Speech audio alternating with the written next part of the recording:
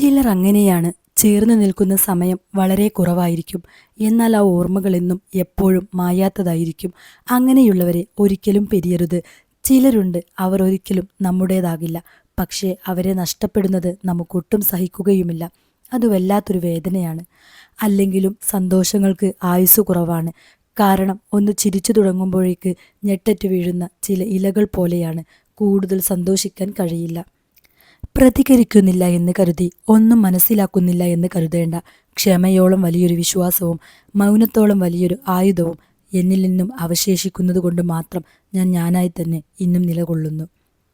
നമ്മളെക്കാളേറെ ശ്രദ്ധിക്കുന്ന മനുഷ്യരിലാണ് നമ്മൾ ശരിക്കും ജീവിക്കുന്നത്. കുറ്റം പറയാൻ ഒരുപാട് ആളുകൾ കാണും. കുറവുകൾ നികത്താനും കൂടെ നിൽക്കാനും കുറച്ചു മനുഷ്യരേ ഉണ്ടാകൂ. എങ്ങനെയുണ്ട് എന്ന ചോദ്യങ്ങളിൽ നന്നായിരിക്കുന്നു എന്ന് കേൾക്കാനാണ് അവരാഗ്രഹിക്കുന്നത്. ഇനി അതല്ലെങ്കിൽ പോലും ആ അവസ്ഥയിൽ നമ്മളെക്കാളേറെ വേദനിക്കുന്നത് അവർക്കായിരിക്കും. ശരീരം രണ്ടായിരിക്കുന്നു എന്നേയുള്ളൂ, മനസ്സ് ഒന്നായിരിക്കും. വേദനകളിൽ കൂട്ടിരിക്കുന്ന ഒരാൾ വേർപ്പെടുത്താനാകാത്ത വിധം നമ്മളിൽ വേരുറപ്പിച്ചിട്ടുണ്ടാകും.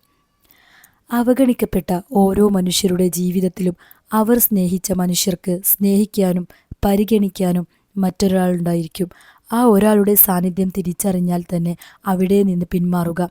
കൊടുത്ത സ്നേഹം തിരിച്ചു കിട്ടിയില്ലെങ്കിലും വഞ്ചിക്കപ്പെട്ടു എന്ന് തിരിച്ചറിയുന്നത് വല്ലാത്തൊരു വേദന തന്നെയാണ്.